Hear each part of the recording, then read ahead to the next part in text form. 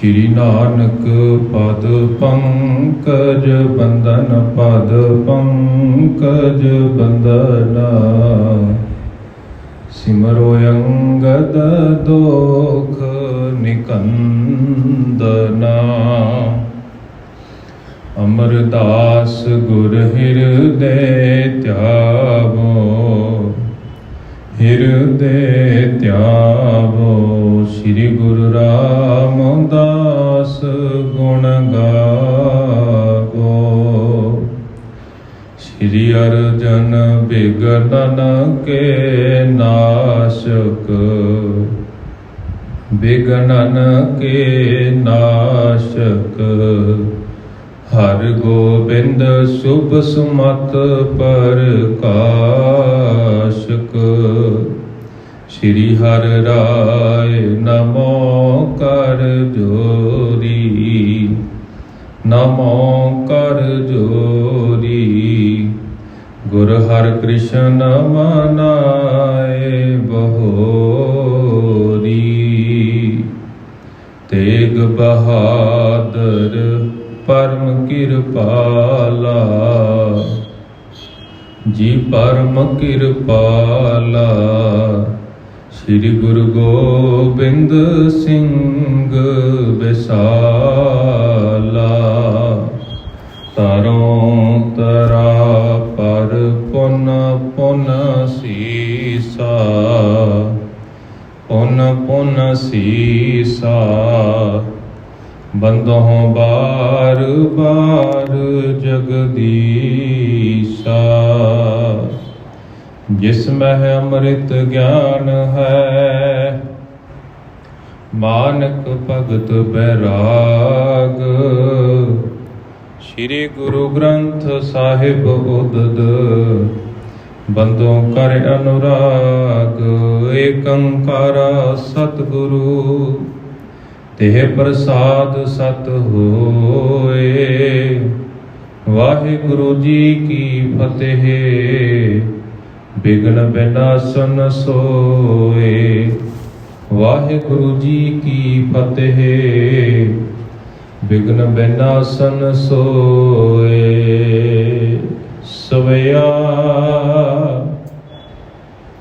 सुने मन तार एकागर को एह श्री गुरु को इतिहास पुनीता। जुगो जुग अटल साहिब श्री गुरु ग्रंथ साहिब जी महाराज जी की पावन पवित्र हजूरी अंदर जुड़ मिल बैठे अज सत्कारयोग सतसंगी जनों दोवें हाथ जोड़ के फतेह प्रवान करो। आखो जी वाहिगुरू जी का खालसा वाहिगुरू जी की फतेह। सतगुरां जी की अपार बख्शिश के सदका असीं रोजाना ही सतगुरां जी की पावन बाणी का रस ना कीर्तन सरवण करते हाँ। तो उस तो उपरंत इतिहासक लड़ीवार कथा विचारां दे नाल भी सांझ पाउंदे हां। पिछले दीवाना दे विच असीं इत्थों तक प्रसंग सरवण कीता सी कि धन गुरु अंगद साहिब जी महाराज जी के पासों जिहड़े सिख धन गुरु नानक साहिब जी महाराज जी के जीवन की कथा सरवण करते हैं तो धन गुरु अंगद साहिब जी महाराज जी को सवाल करते हैं, प्रश्न करते हैं कि धन गुरु नानक साहिब जी महाराज जी ने अपने जीवन के विच इन्ने भले कारज कीते ने, चंगे कारज करते सन, गरीबां दा आसरा सन, लोड़वंदां नूं जरूरी वस्तुआं मुहैया करवाउंदे सन, हर तरीके दे नाल दान पुण्य करते सन, पर फिर भी लोग उन्हां दा बुरा क्यों सोचते सन। ये सवाल सिख संगतां ने धन गुरु अंगद साहिब जी महाराज जी नूं पुछना कीता सी। आओ जानण दा यतन करदे हां कि इस सवाल दा जवाब किस तरह सिख संगतां नूं मिलदा है। विचार आरंभ करन तो पहला धन गुरु नानक साहिब जी महाराज जी के चरनां दे विच सीस झुकाउंदे होया अपनी रसना तो उच्चारण करिए जी। धन धन साहिब श्री गुरु नानक साहिब जी महाराज। धन धन साहिब श्री गुरु नानक साहिब जी महाराज। सवैया सुने मन तारे एकागर को एह श्री गुरु को इतिहास पुनीता। भाई बाला जी जिहड़े गुरु अंगद साहिब जी महाराज जी की शरण दे विच रह के ਧੰਨ ਗੁਰੂ ਨਾਨਕ ਸਾਹਿਬ ਜੀ ਮਹਾਰਾਜ ਜੀ ਦੇ ਜੀਵਨ ਦੀ ਕਥਾ ਸੁਣਾਉਣੀ ਕਰਦੇ ਨੇ ਨਾ, ਜਦੋਂ ਸਿੱਖ ਸੰਗਤਾਂ ਨੇ ਪਾਤਸ਼ਾਹ ਜੀ ਨੂੰ ਸਵਾਲ ਕੀਤਾ ਧੰਨ ਗੁਰੂ ਨਾਨਕ ਸਾਹਿਬ ਜੀ ਮਹਾਰਾਜ ਜੀ ਦੇ ਬਾਬਤ, ਤਾਂ ਭਾਈ ਬਾਲਾ ਜੀ ਆਖਦੇ ਨੇ ਕਿ ਇਕਾਗਰਚਿਤ ਹੋ ਕੇ ਤੇ ਮਨ ਨੂੰ ਧਾਰ ਕੇ, ਮਨ 'ਚ ਧਾਰ ਕੇ ਇਕਾਗਰਚਿਤ ਹੋ ਕੇ ਕਹਿੰਦੇ ਤੁਸੀਂ ਗੁਰੂ ਸਾਹਿਬ ਜੀ ਦਾ ਪਵਿੱਤਰ ਇਤਿਹਾਸ ਸੁਣਨਾ ਕਰੋ। ਦ੍ਰਿਸ਼ਟਾਂਤ ਬਖਿਆਤ ਅਹੇ ਆਪਣੀ ਪਰ ਤਾਹੇ ਸੁਨਾਏ ਕਹੋ ਸੁਨ ਮੀਤਾ। ਤੇ ਕਹਿੰਦੇ ਜੋ ਤੁਸੀਂ ਸਵਾਲ ਕੀਤਾ ਹੈ ਨਾ, ਜੋ ਤੁਸੀਂ ਪ੍ਰਸ਼ਨ ਪੁੱਛਿਆ ਹੈ ਪਾਤਸ਼ਾਹ ਜੀ ਨੂੰ, ਕਹਿੰਦੇ ਪ੍ਰਿਥਵੀ ਦੇ ਉੱਤੇ ਇਹ ਸਾਰਾ ਦ੍ਰਿਸ਼ਟਾਂਤ ਪ੍ਰਗਟ ਹੈ, ਇਹ ਸਾਰਾ ਕੁਝ ਪਹਿਲਾਂ ਵੀ ਵਾਪਰ ਚੁੱਕਾ ਹੈ। ਵੱਖ-ਵੱਖ ਜਰੀਏ, ਵੱਖ-ਵੱਖ ਤਰੀਕਿਆਂ ਦੇ ਨਾਲ ਤੁਹਾਨੂੰ ਇਸ ਤਰੀਕੇ ਦੇ ਨਾਲ ਸਮਝਾਉਣਾ ਕਰਦੇ ਹਾਂ। ਤੇ ਭਾਈ ਬਾਲਾ ਜੀ ਸਮਝਾਉਣਾ ਕਰਦੇ ਨੇ, ਕਹਿੰਦੇ ਜੋ ਕੁਝ ਵੀ ਧਰਤੀ ਦੇ ਉੱਤੇ ਵਾਪਰਿਆ ਹੈ ਉਹ ਮੈਂ ਤੁਹਾਨੂੰ ਸੁਣਾਉਣਾ ਕਰਦਾ, ਤੇ ਹੇ ਮੇਰੇ ਮਿੱਤਰੋ ਤੁਸੀਂ ਸੁਣਨਾ ਕਰੋ। ਤਰ ਇੱਕ ਰਸਾਲ ਵਿਸਾਲ ਖਰਾ ਦਰ ਸੁੰਦਰ ਸੋ ਫਲ ਸੰਗ ਨਮੀਤਾ। ਤੇ ਕਹਿੰਦੇ ਇੱਕ ਬੜਾ ਵੱਡਾ ਹੀ ਅੰਬ ਦਾ ਇੱਕ ਵਿਸ਼ਾਲ ਰੁੱਖ ਲੱਗਾ ਹੁੰਦਾ ਹੈ। ਇੱਕ ਅੰਬ ਦਾ ਵਿਸ਼ਾਲ ਰੁੱਖ ਖੜਾ ਹੈ ਤੇ ਉਸ ਦੀਆਂ ਟਾਹਣੀਆਂ ਤੇ ਪੱਤੇ ਸੁੰਦਰ ਫੁੱਲਾਂ ਅਤੇ ਫਲ ਦੇ ਨਾਲ ਲੱਦੇ ਹੋਏ ਨੇ। ਫਲ ਦਾ ਭਾਰ ਪੈਣ ਦੇ ਕਾਰਨ ਉਹ ਟਾਹਣੀਆਂ ਜਿਹੜੀਆਂ ਨੇ ਉਹ ਝੁਕੀਆਂ ਹੋਈਆਂ ਹਨ। ਤਹਿ ਪੰਥ ਚਲਨ ਤੇ ਆਏ ਗਇਓ ਨਰ ਆਤਪ ਤੇ ਜਿਹੇ ਵਿਆਕਲ ਚੀਤਾ। ਤੇ ਕਹਿੰਦੇ ਜਿਸ ਰਾਹ ਦੇ ਉੱਤੇ ਉਹ ਅੰਬ ਦਾ ਰੁੱਖ ਲੱਗਾ ਹੋਇਆ ਹੈ ਨਾ, ਤੇ ਕਹਿੰਦੇ ਉਸ ਰਾਹ ਦੇ ਉੱਤੇ ਇੱਕ ਰਾਹੀ ਤੁਰਿਆ ਆਉਂਦਾ। ਤਹਿ ਪੰਥ ਚਲਤਿਓ ਆਏ ਗਇਓ ਨਰ ਆਤਪ ਤੇ ਜਿਹੇ ਵਿਆਕੁਲ ਚੀਤਾ। ਤੇ ਇੱਕ ਰਾਹੀ ਉਸ ਰੁੱਖ ਦੇ ਕੋਲ ਪਹੁੰਚਦਾ ਹੈ, ਤੁਰਦਾ ਆ ਰਿਹਾ, ਤੇ ਕਹਿੰਦੇ ਰਸਤੇ ਦੇ ਵਿੱਚ ਧੁੱਪ ਪੈਣ ਦੇ ਨਾਲ, ਗਰਮੀ ਦੇ ਨਾਲ ਕਹਿੰਦੇ ਉਸ ਦਾ ਚਿੱਤ ਬੜਾ ਵਿਆਕੁਲ ਹੋ ਰਿਹਾ। ਭਾਵ ਉਹਨੂੰ ਗਰਮੀ ਬਹੁਤ ਲੱਗ ਰਹੀ, ਸੂਰਜ ਦੀ ਤਪਸ਼ ਉਸ ਤੋਂ ਸਹੀ ਨਹੀਂ ਜਾ ਰਹੀ। ਸ਼ਰਮ ਸ਼ੀਕਰ ਆਨ ਪੈ ਜਿਹੇ ਕੇ ਪਦ ਵੀ ਪਦ ਮੋ ਚਲ ਤਿਓ ਗੋਇਓ ਹਾਨੀ। ਤੇ ਕਹਿੰਦੇ ਥਕਾਨ ਇੰਨੀ ਕੁ ਹੋ ਗਈ ਉਹਨੂੰ ਚੱਲਦੇ ਚੱਲਦੇ ਕਿ ਉਸ ਦੇ ਸਰੀਰ ਦੇ ਉੱਤੇ ਇੰਨਾ ਕੁ ਮੁੜਕਾ ਆ ਗਿਆ, ਇੰਨਾ ਕੁ ਪਸੀਨਾ ਆਇਆ ਹੋਇਆ ਹੈ, ਤੇ ਉਹ ਪਸੀਨੇ ਦੀਆਂ ਬੂੰਦਾਂ ਕਹਿੰਦੇ ਉਸ ਦੇ ਮੁਖ ਦੇ ਉੱਤੇ ਡਿੱਗ ਰਹੀਆਂ ਨੇ। ਉਸ ਦੇ ਸਰੀਰ ਦੇ ਉੱਤੇ ਪੈਦਲ ਤੁਰਨ ਦੇ ਕਾਰਨ, ਸੂਰਜ ਦੀ ਤਪਸ਼ ਦੇ ਕਾਰਨ, ਗਰਮੀ ਦੇ ਕਾਰਨ ਉਹਨੂੰ ਬਹੁਤ ਜਿਹੜੀ ਹੈ ਗਰਮੀ ਆਈ ਹੋਈ, ਪਸੀਨਾ ਆਇਆ ਹੋਇਆ। ਤੇ ਕਹਿੰਦੇ ਪੈਦਲ ਤੁਰ ਕੇ ਉਹ ਥੱਕ ਗਿਆ ਹੈ। ਅਵੇ ਲੋਕ ਰਸਾਲ ਸੋ ਸ਼ਾਹੇ ਭਲੀ ਤਹਿ ਬੈਸ ਗਇਓ ਭਿਓ ਆਨੰਦ ਭਾਰੀ। ਕਹਿੰਦੇ ਇਸੇ ਤਰ੍ਹਾਂ ਬੜੀ ਸੁੰਦਰ ਛਾਂ ਵੇਖੀ ਉਹਨੇ। ਉਸ ਅੰਬ ਦੇ ਰੁੱਖ ਦੀ ਜਦੋਂ ਛਾਂ ਵੇਖੀ ਨਾ, ਤਾਂ ਉਸ ਦੇ ਮਨ ਦੇ ਵਿੱਚ ਕੁਝ ਕੁ ਟਿਕਾ ਆਇਆ। ਉਹਨੇ ਧੀਰਜ ਧਾਰਨ ਕੀਤਾ ਤੇ ਉਹ ਰੁੱਖ ਦੀ ਛਾਂ ਨੂੰ ਦੇਖ ਕੇ ਬੜਾ ਹੀ ਆਨੰਦਿਤ ਹੁੰਦਾ ਵੀ ਭਾਈ ਚੱਲ ਮੈਂ ਘੜੀ ਇਸ ਰੁੱਖ ਦੀ ਛਾਂ ਦੇ ਥੱਲੇ ਆਰਾਮ ਕਰਾਂਗਾ, ਮੇਰੀ ਥਕਾਨ ਮਿਟ ਜਾਵੇਗੀ। ਤੇ ਰੁੱਖ ਦੀ ਛਾਂ ਦੇਖ ਕੇ ਕਹਿੰਦੇ ਉਹ ਉਸ ਅੰਬ ਦੇ ਰੁੱਖ ਦੇ ਥੱਲੇ ਬੈਠ ਜਾਂਦਾ ਹੈ। ਸੁਖ ਪਾਏ ਬਿਖੈ ਤੇ ਕੇ ਫਲ ਜੋ ਕਰ ਦੰਡ ਬਗਾਏ ਕਹਤਾ ਹੈ ਕਹਿ ਮਾਨੀ। ਤੇ ਕਹਿੰਦੇ ਪਹਿਲਾਂ ਤਾਂ ਉਸ ਦੇ ਮਨ ਦੇ ਵਿੱਚ ਇਹ ਸੀ ਵੀ ਭਾਈ ਧੁੱਪ ਬੜੀ ਹੈ, ਗਰਮੀ ਬਹੁਤ ਹੈ, ਗਰਮੀ ਦੇ ਨਾਲ ਪਸੀਨਾ ਵੀ ਆਇਆ, ਮੈਂ ਥੱਕਿਆ ਹੋਇਆ ਹਾਂ, ਕਿਤੇ ਰੁੱਖ ਕੋਈ ਮਿਲ ਜਾਵੇ ਸੰਘਣਾ, ਉਸ ਦੀ ਛਾਂ ਥੱਲੇ ਬੈਠ ਕੇ ਮੈਂ ਆਰਾਮ ਕਰ ਲਵਾਂਗਾ। ਇਸ ਅੰਬ ਦੇ ਰੁੱਖ ਦੇ ਥੱਲੇ ਬੈਠ ਕੇ ਜਦੋਂ ਉਹਦੀ ਛਾਂ ਮਾਰਨੀ, ਥਕਾਨ ਦੂਰ ਕੀਤੀ, ਪਸੀਨਾ ਦੂਰ ਹੋਇਆ, ਤਾਂ ਕਹਿੰਦੇ ਸੁੱਖ ਪ੍ਰਾਪਤ ਕਰਨ ਤੋਂ ਬਾਅਦ ਕੀ ਦੇਖਦਾ ਕਿ ਰੁੱਖ ਨੂੰ ਫਲ ਬੜੇ ਸੋਹਣੇ ਲੱਗੇ ਹੋਏ ਨੇ, ਅੰਬ ਬਹੁਤ ਵਧੀਆ ਲੱਗੇ ਹੋਏ ਨੇ। ਤੇ ਕਹਿੰਦੇ ਸੁੱਖ ਪ੍ਰਾਪਤ ਕਰਨ ਤੋਂ ਬਾਅਦ, ਆਪਣੀ ਥਕਾਨ ਮਿਟਾਉਣ ਤੋਂ ਬਾਅਦ, ਕਹਿੰਦੇ ਜਦੋਂ ਉਹਨੇ ਅੰਬਾਂ ਦੇ ਫਲਾਂ ਨੂੰ ਦੇਖਿਆ ਨਾ, ਅੰਬ ਲੱਗੇ ਹੋਏ ਦੇਖੇ, ਕਹਿੰਦੇ ਥੱਲਿਓ ਡੰਡਾ ਚੱਕ ਕੇ ਵਗਾ ਕੇ ਉਸ ਫਲ ਦੇ ਉੱਤੇ ਮਾਰਿਆ, ਉਸ ਰੁੱਖ ਦੇ ਉੱਤੇ ਮਾਰਿਆ। ਤੇ ਇਸੇ ਤਰ੍ਹਾਂ ਫਿਰ ਭਾਈ ਬਾਲਾ ਜੀ ਇਸ ਤਰੀਕੇ ਦੇ ਨਾਲ ਸਮਝਾਉਣਾ ਕਰਦੇ ਹਨ। ਤਨ ਖਾਏ ਕੈ ਮਾਰ ਦਏ ਫਲ ਸੁੰਦਰ ਰੋਸ ਨਹੀਂ ਤਰ ਹੈ ਉਪਕਾਰੀ। ਤੇ ਕਹਿੰਦੇ ਉਹ ਰੁੱਖ ਦਾ ਸੁਭਾਅ ਸੀ ਪਰ ਉਪਕਾਰੀਆਂ ਵਾਲਾ। ਜਿੱਥੇ ਕੋਈ ਆ ਕੇ ਰਾਹੀ ਉਸ ਦੀ ਛਾਂ ਵੀ ਮਹਿਸੂਸ ਕਰਦਾ, ਕੋਈ ਰਾਹੀ ਚੱਲ ਕੇ ਆਉਂਦਾ ਹੈ ਨਾ, ਉਹ ਰੁੱਖ ਦੀ ਛਾਂ ਮਾਣਦਾ ਹੈ। ਰੁੱਖ ਦੀ ਛਾਂ ਮਾਣ ਕੇ ਬਾਅਦ ਕਹਿੰਦੇ ਜਦੋਂ ਉਹਨੇ ਦੇਖਿਆ ਵੀ ਭਾਈ ਇਹ ਜਿਹੜੇ ਫਲ ਨੇ ਨਾ ਇਹ ਬਹੁਤ ਸੋਹਣੇ ਨੇ, ਕਹਿੰਦੇ ਡੰਡਾ ਚੱਕ ਕੇ ਮਾਰਿਆ ਤੇ ਫਲਾਂ ਦੇ ਉੱਤੇ ਜਾ ਕੇ ਜਦੋਂ ਡੰਡਾ ਲੱਗਾ ਤੇ ਬਾਅਦ ਦੇ ਵਿੱਚ ਦੇਖਿਆ ਕਹਿੰਦੇ ਉਸ ਰੁੱਖ ਨੇ ਪਰ ਉਪਕਾਰੀਆਂ ਵਾਲਾ ਸੁਭਾਅ ਧਾਰਨ ਕੀਤਾ ਤੇ ਉਸ ਦਾ ਕੋਈ ਵੀ ਕਹਿੰਦੇ ਰੋਸ ਨਹੀਂ ਕੀਤਾ ਉਸ ਫਲ ਦੇ ਰੁੱਖ ਨੇ। ਤੇ ਇਸੇ ਤਰ੍ਹਾਂ ਹੁਣ ਕਵੀ ਭਾਈ ਬਾਲਾ ਜੀ ਸਮਝਾਉਣਾ ਕਰਦੇ ਹਨ, ਦੋਹਰਾ ਸ਼ਕਤ ਨਿਕੰਦਨ ਕੀ ਨਹੀਂ ਤਦਪ ਬਹੁ ਮਨ ਮਾਹੇ, ਛੇਦਨ ਕੇ ਸੰਕਲਪ ਜੇ ਕਰਤ ਸੁਕ੍ਰਿਤ ਕਣ ਆਹੇ। ਤੇ ਕਹਿੰਦੇ ਜਿਵੇਂ ਉਸ ਰੁੱਖ ਦਾ ਸੁਭਾਅ ਸੀ ਨਾ ਵੀ ਉਹ ਆਏ ਗਏ ਨੂੰ ਛਾਂ ਵੀ ਮੁਹੱਈਆ ਕਰਾਉਂਦਾ ਤੇ ਜੇਕਰ ਕੋਈ ਫਲ ਵੀ ਉਸ ਦੇ ਕੋਲੋਂ ਤੋੜ ਕੇ ਖਾ ਲੈਂਦਾ ਤਾਂ ਉਸ ਰੁੱਖ ਦੇ ਮਨ ਦੇ ਵਿੱਚ ਕੋਈ ਰੋਸ ਨਹੀਂ ਆਉਂਦਾ। ਤੇ ਕਹਿੰਦੇ ਇਸੇ ਤਰ੍ਹਾਂ ਉਸ ਦੇ ਮਨ ਵਿੱਚ ਜਿਹੜਾ ਰਾਹੀ ਆਇਆ ਛਾਂ ਮੰਨਣ ਦਾ ਯਤਨ ਕੀਤਾ, ਕਹਿੰਦੇ ਰਾਹੀ ਦੇ ਮਨ ਦੇ ਵਿੱਚ ਕਿਤੇ ਲਾਲਚ ਆਇਆ ਤਾਂ ਉਹਨੇ ਰੁੱਖ ਦੇ ਉੱਤੇ ਡੰਡਾ ਮਾਰ ਕੇ ਫਲ ਵੀ ਪ੍ਰਾਪਤ ਕਰ ਲਿਆ। ਕਹਿੰਦੇ ਜੇਕਰ ਉਹ ਰੁੱਖ ਦੀ ਛਾਂ ਮੰਨਣ ਤੋਂ ਬਾਅਦ ਉਸ ਰੁੱਖ ਨੂੰ ਕੱਟਣ ਦਾ ਯਤਨ ਕਰਦਾ ਨਾ, ਉਸ ਦੇ ਮਨ ਦੇ ਵਿੱਚ ਕਿਤੇ ਇਹ ਸੰਕਲਪ ਆਉਂਦਾ ਵੀ ਭਾਈ ਇਸ ਰੁੱਖ ਨੂੰ ਵੱਢ ਦਿੱਤਾ ਜਾਵੇ, ਤਾਂ ਕਹਿੰਦੇ ਉਹ ਰਾਹੀ ਜਿਹੜਾ ਸੀ ਉਹ ਕ੍ਰਿਤ ਘਣੀ ਹੋਣਾ ਸੀ। ਉਹ ਰਾਹੀ ਨੂੰ ਅਕ੍ਰਿਤ ਘਣ ਆਖਿਆ ਜਾਣਾ ਸੀ। ਸੋਰਠਾ ਜੋ ਜੇ ਆਦ ਸੁਭਾਏ, ਉਪਕਾਰੀ ਕ੍ਰਿਤ ਘਣ ਬਹੁਰ, ਅੰਤ ਤੀਕ ਨਿਭਾਏ, ਵਿਪਰੀਤ ਨਾ ਹੋਏ ਕਬ। ਤੇ ਕਿਵੇਂ ਜਿਵੇਂ ਕਹਿੰਦੇ ਇੱਕ ਰਾਹੀ ਆਇਆ, ਰਾਹੀ ਨੇ ਛਾਂ ਵੀ ਮਾਣੀ ਤੇ ਫਲ ਵੀ ਪ੍ਰਾਪਤ ਕੀਤਾ। ਕਹਿੰਦੇ ਰੁੱਖ ਦਾ ਸੁਭਾਅ ਜਿਹੜਾ ਸੀ, ਰੁੱਖ ਦਾ ਸੁਭਾਅ ਨਹੀਂ ਬਦਲਿਆ। ਦੂਜੇ ਪਾਸੇ ਜਿਹੜੇ ਵੀ ਰਾਹੀ ਆਉਂਦੇ ਨੇ ਚੱਲ ਕੇ ਤੇ ਉਸ ਰੁੱਖ ਦੀ ਛਾਂ ਵੀ ਮਾਣ ਲੈਂਦੇ ਨੇ ਤੇ ਜਾਂਦੇ ਜਾਂਦੇ ਡੰਡਾ ਮਾਰ ਕੇ ਉਹ ਤੋਂ ਫਲ ਵੀ ਲਾਹ ਲੈਂਦੇ ਨੇ। ਭਾਵ ਕਹਿੰਦੇ ਦੋਹਾਂ ਤਰੀਕਿਆਂ ਦੀ ਬਿਰਤੀ ਜਿਹੜੀ ਆ ਉਹ ਬਣੀ ਹੋਈ ਹੈ। ਰੁੱਖ ਦਾ ਸੁਭਾਅ ਸੀ, ਆਏ ਗਏ ਨੂੰ ਛਾਂ ਵੀ ਦੇ ਰਿਹਾ ਤੇ ਨਾਲ ਨਾਲ ਫਲ ਵੀ ਦੇ ਰਿਹਾ। ਤੇ ਜਿਹੜਾ ਰਾਹੀਆਂ ਦਾ ਸੁਭਾਅ ਸੀ, ਉਹ ਆ ਕੇ ਛਾਂ ਦਾ ਆਨੰਦ ਵੀ ਮਾਣਦੇ ਨੇ ਤੇ ਨਾਲ ਹੀ ਨਾਲ ਕਹਿੰਦੇ ਤੇ ਫਿਰ ਉਸ ਥਾਂ ਦੇ ਉੱਤੋਂ ਫਲ ਵੀ ਪ੍ਰਾਪਤ ਕਰਕੇ ਲੈ ਕੇ ਜਾਂਦੇ ਨੇ। ਤੇ ਕਵੀ ਜੀ ਆਖਦੇ ਨੇ ਇਹ ਉਦਾਹਰਨ ਜਿਹੜੀ ਵਰਤੀ, ਕਹਿੰਦੇ ਇਸੇ ਤਰ੍ਹਾਂ ਸਮਾਜ ਦੇ ਵਿੱਚ ਦੋਹੀ ਰੀਤਾਂ ਪ੍ਰਚਲਿਤ ਨੇ, ਦੋਹੀ ਕਾਰਜ ਜਿਹੜੇ ਨੇ, ਦੋਹੀ ਸੁਭਾਅ ਜਿਹੜੇ ਨੇ ਉਹ ਸਦਾ ਵਾਸਤੇ ਹੀ ਚੱਲਦੇ ਰਹਿੰਦੇ ਨੇ।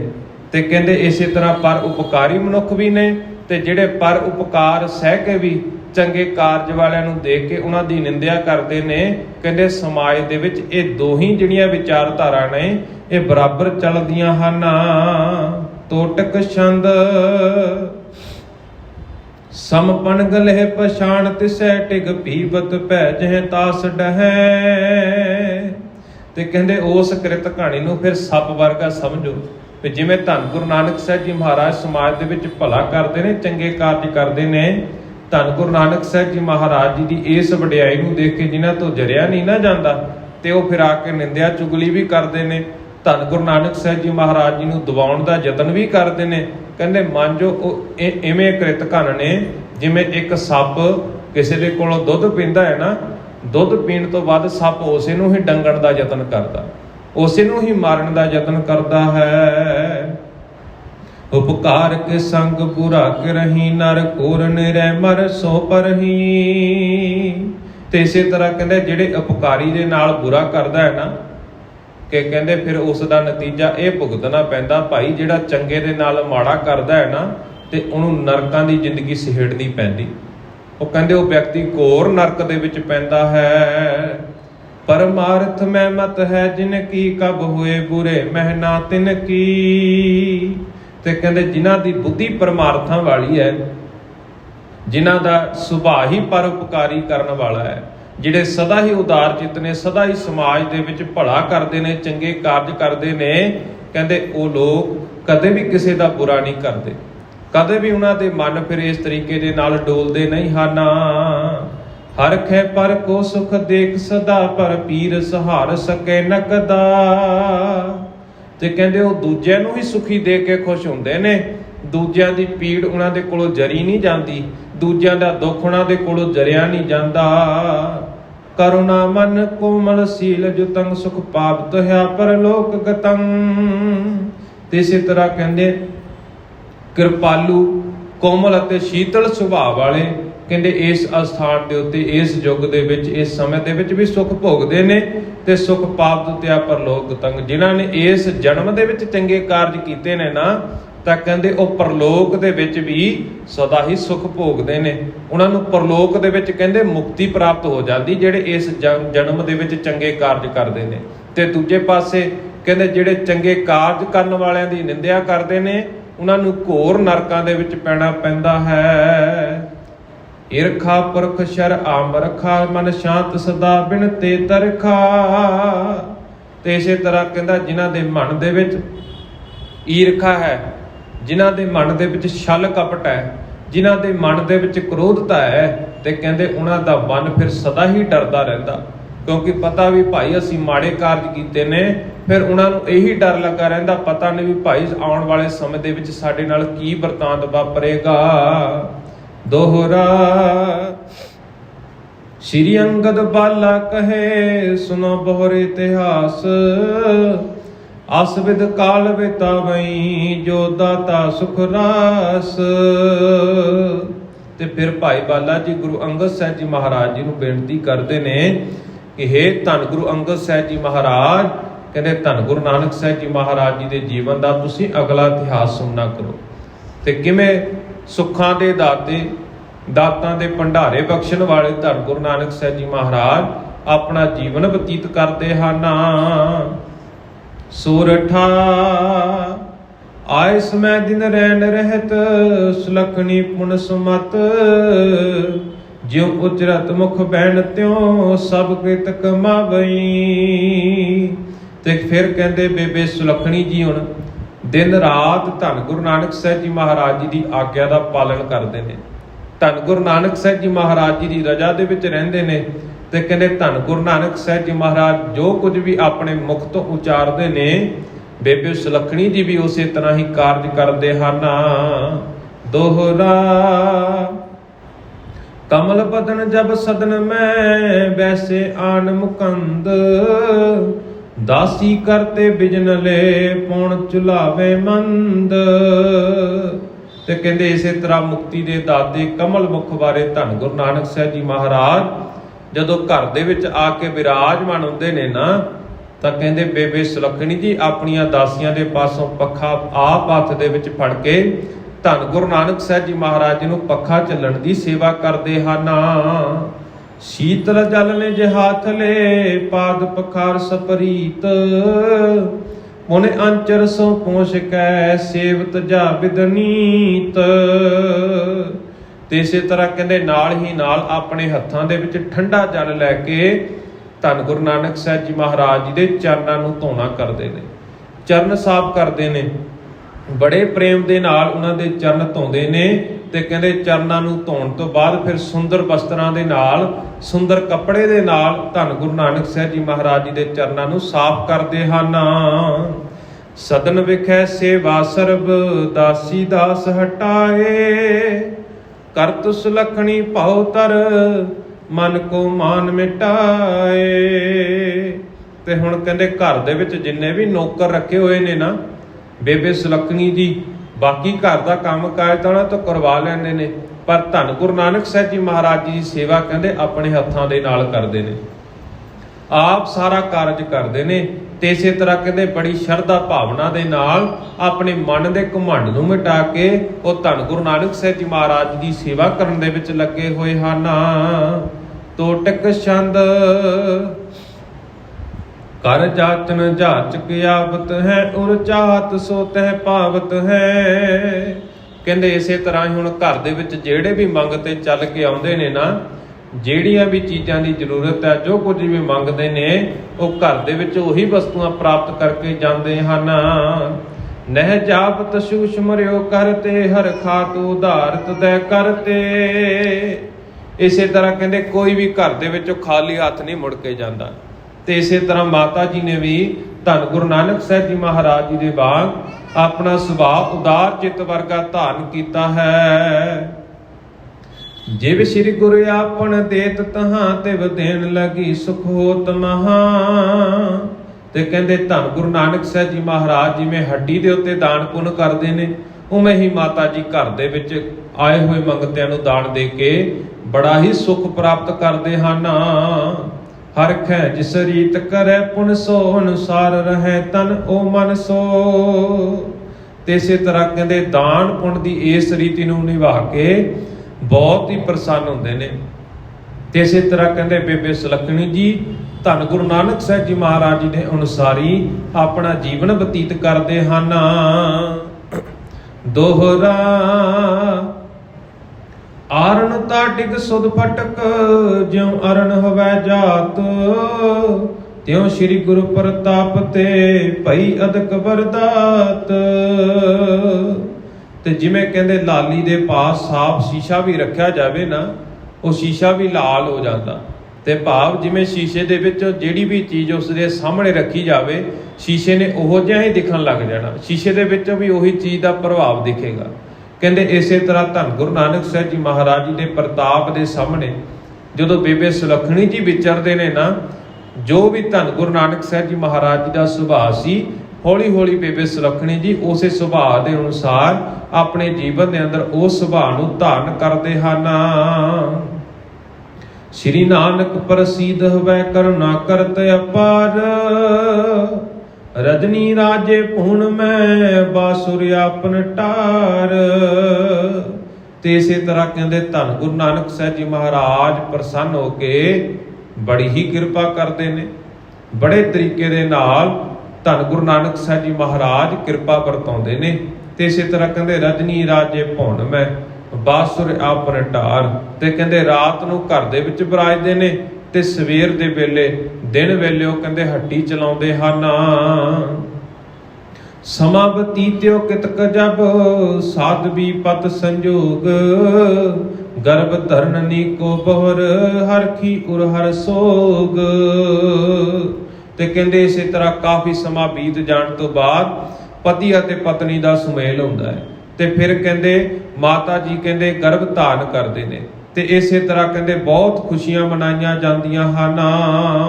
ਸਵਿਆ ਤਹਿ ਕਾਲ ਮੈਂ ਸਾਲ 32 ਕੀ ਬੈਸ ਸਰੀਰ ਧਰੇ ਬਿਤਾਏ ਸੁਖ ਰਸਾ। ਤੇ ਇਸੇ ਤਰ੍ਹਾਂ ਕਹਿੰਦੇ ਉਸ ਸਮੇਂ ਸੁੱਖਾਂ ਦੀ ਰਾਸ ਧੰਨ ਗੁਰੂ ਨਾਨਕ ਸਾਹਿਬ ਜੀ ਮਹਾਰਾਜ ਜੀ ਨੇ ਆਪਣਾ ਜਨਮ ਦੇ ਵਿੱਚ ਅਵਤਾਰ ਧਾਰਨ ਕੀਤਾ, ਸਰੀਰਕ ਜਾਮਾ ਧਾਰਨ ਕੀਤਾ। ਕਹਿੰਦੇ 32 ਸਾਲ ਦੀ ਉਮਰ ਜਿਹੜੀ ਹੈ ਉਹ ਬਤੀਤ ਹੋ ਗਈ ਹੈ। ਕਈ ਕੋਟ ਨਿਹਾਲ ਕਰੇ ਜਿਨ ਮਾਨਵ ਜਾਹੀ ਕੇ ਨਾਮ ਕਟੇ ਜਮ ਫਾਸਾ। ਤੇ ਇਹਨਾਂ 32 ਸਾਲਾਂ ਦੀ ਉਮਰ ਦੇ ਵਿੱਚ ਧੰਨ ਗੁਰੂ ਨਾਨਕ ਸਾਹਿਬ ਜੀ ਮਹਾਰਾਜ ਜੀ ਨੇ ਕਰੋੜਾਂ ਮਨੁੱਖਾਂ ਨੂੰ ਨਿਹਾਲ ਕੀਤਾ ਹੈ। ਕਰੋੜਾਂ ਮਨੁੱਖਾਂ ਦੀ ਜਿਹੜੀ ਸੀ ਜਮਾਂ ਦੀ ਪਾਈ ਸੀ ਉਹਨੂੰ ਕੱਟਿਆ ਹੈ। ਨਿਪਜਿਓ ਸ੍ਰੀ ਚੰਦ ਮਹਾ ਸੁਖ ਕੰਦ ਆਨੰਦ ਵੱਡਾ ਪਰਿਵਾਰ ਹੁਲਾਸਾ।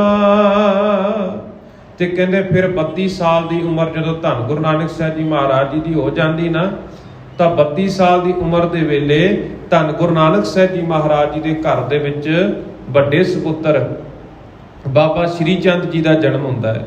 ਤੇ ਇਸੇ ਤਰ੍ਹਾਂ ਕਹਿੰਦੇ ਜਦੋਂ ਘਰ ਦੇ ਵਿੱਚ ਲਾਲ ਦਾ ਜਨਮ ਹੁੰਦਾ ਹੈ ਨਾ, ਤਾਂ ਬਹੁਤ ਆਨੰਦ ਵਧਿਆ। ਸਾਰੇ ਪਰਿਵਾਰ ਨੇ ਬਹੁਤ ਹੀ ਖੁਸ਼ੀਆਂ ਮਨਾਈਆਂ ਹਨ। ਸੁਣਤਾ ਸ਼ਿਸ਼ ਨਾਨਕੀਆਂ ਅੰਗਨਾ ਮਾਵਤ ਪਾਵਤ ਆਮੀ ਅਮੀ ਜਪਵਾਸਾ। ਤੇ ਕਹਿੰਦੇ ਜਦੋਂ ਇਹ ਖੁਸ਼ੀਆਂ ਭਰੀ ਖਬਰ ਬੇਬੇ ਨਾਨਕੀ ਜੀ ਨੂੰ ਪਤਾ ਲੱਗੀ ਨਾ, ਤਾਂ ਬੇਬੇ ਨਾਨਕੀ ਜੀ ਬਹੁਤ ਖੁਸ਼ ਹੁੰਦੇ ਨੇ। ਖੁਸ਼ੀ ਦੇ ਵਿੱਚ ਕਹਿੰਦੇ ਉਹਨਾਂ ਦਾ ਜਿਹੜਾ ਹਿਰਦਾ ਹੈ ਉਹ ਖੁਸ਼ੀ ਦੇ ਨਾਲ ਵਿਸ਼ਾਲ ਭਰਿਆ ਪਿਆ।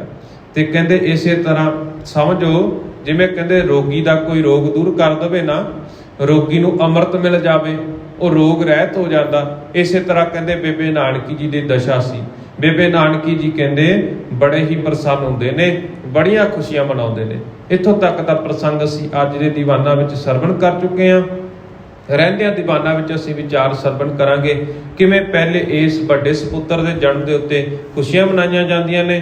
ਵਿਚਾਰਾਂ ਕਰਦਿਆਂ ਭੁੱਲਾਂ ਚੁੱਕੋਂ ਹੋ ਜਾਣੀਆਂ ਸੁਭਾਵਿਕ ਨੇ। ਗੁਰੂ ਅਤੇ ਗੁਰੂ ਦੀ ਸੰਗਤ ਬਖਸ਼ਣ ਯੋਗ ਹੈ।